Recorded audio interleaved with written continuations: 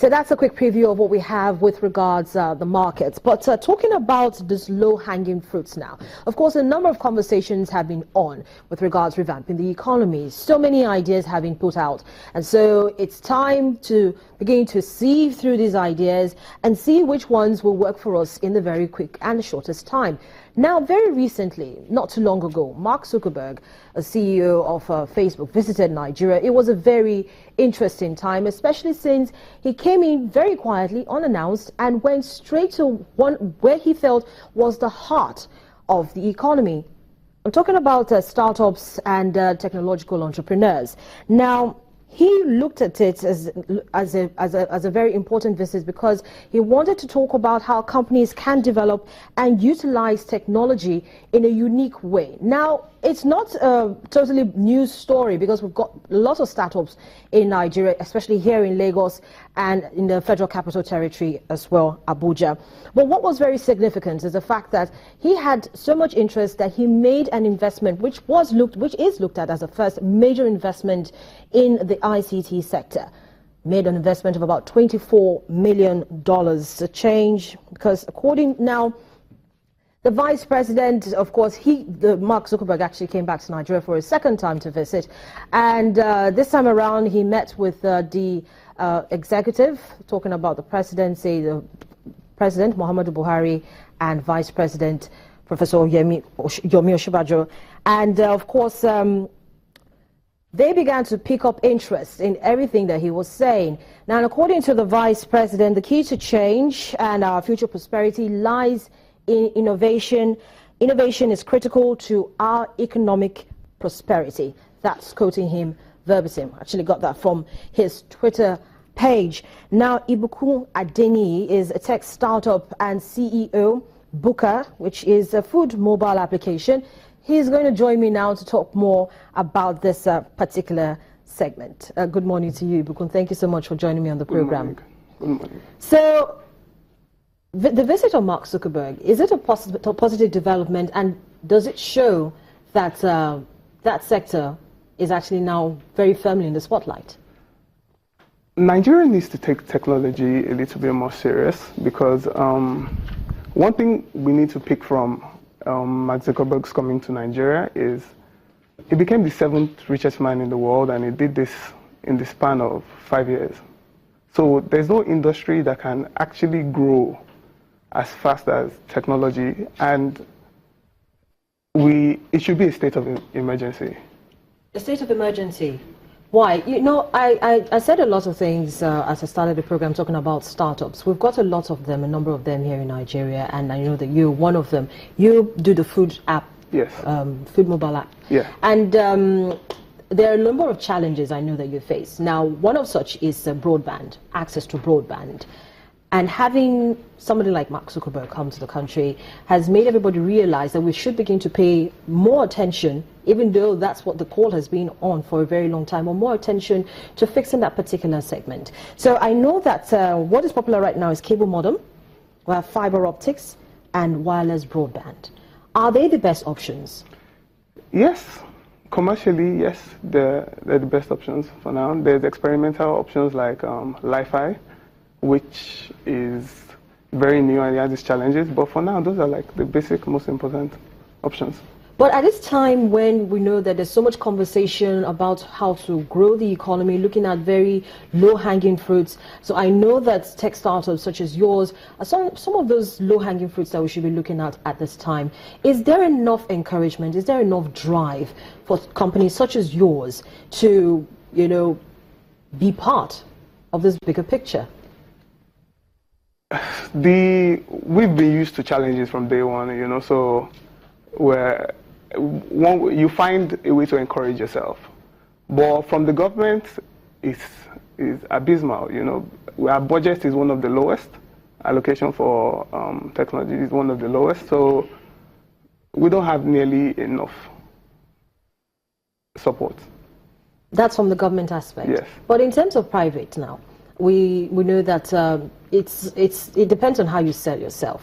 So I'm going to ask you that even though infrastructure is a major challenge across the board, have there been any creative partnerships between, especially in the area where technology and creativity meet? You have the content. You're the one who's bringing the creative ideas, I beg your pardon. But have there been, good conversations in such a way that you look at it that I'm not just going to be making money and employing just a few, 10, 20 people to work with me, but I'm going to be one of those people who will contribute majorly to job creation? Yes, right now, how technology can impact as fast as possible is a business model called the sharing economy. That's what Uber and my company, we try to achieve. With this economy, everyone shares, because that's what the internet does. The internet helps to optimize an economy, helps to eliminate waste. So here, I have something. I have a car. I can come and drive you anytime. Uber has completed more rides. This is a $70 billion company, the fourth largest company in the world, privately held company in the world. Got there too in 5 years. And in Nigeria, they announced on CNN, I think, that they completed more rides in Lagos than in London. So I don't know what other industry can achieve that. But then, that's another aspect you begin to look at, regulating. Who's regulating the tech startups? Now, we are over-regulated, if I can say. One of the things that the government needs to do again is there are policies that hinder a startup. If you want to start a logistics service, you're going to be paying the same cost of registration as DHL, before you can even start. So where do you get that money from? So it's policies, we are over-regulated. So in terms of being over-regulated, now what should happen? Already you've alluded to it, maybe there should be an easing off so that there will be an ease of doing business. Yes. Right now, how many startups do we have in Nigeria? I can't be precise, but we'll have maybe 1,000. Sorry? 1,000. 1,000. And about, I know you were part of those at the ASO Villa demo in Abuja. Or you have an idea about what it is that actually happened. You think that that's now actually, makes it seem like startups have actually gotten the attention of government? No. No, still. No, that event was a noble effort by the vice president. I know he was ahead of that, and he's very interested in tech. It was a very noble effort from him to try and do something, but that's all it was. That's all it was. What next? You tell me. Right now, there's no plan. After that event, that's it. So, for you, what areas do you think tech startups needs to begin to explore at this time? Even though it seems as if you're not getting as much support, but the support is there from the public, that's from the government aspect, but from the private companies as well. What areas do you think that tech startup needs to begin to explore now? With the coming of Mark Zuckerberg, everybody knows that they need to start putting some money into tech.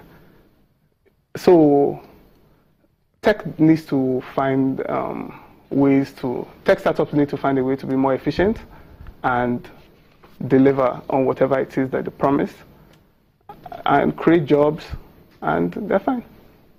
Well, we hope to continue this conversation. Thank you so much for coming on the program this morning, Ibukun. Let's ramp up the conversation in just a bit as we focus on another issue that's making headlines. Of course, we're getting ready for a very long weekend. Most people have already gotten into panic mode, buying petrol, because, of course, of the rumors that there might be an increase in petrol pump price. So we're talking about the outcome of the emergency meeting that was held in the Federal Capital Territory with the Minister of State for Petroleum Resources and, of course, Major Oil Marketers Association of Nigeria. Mr. Obafemi Olawore, who is the Executive Secretary of Major Oil Marketers Association of Nigeria, joins me after now. Stay with us.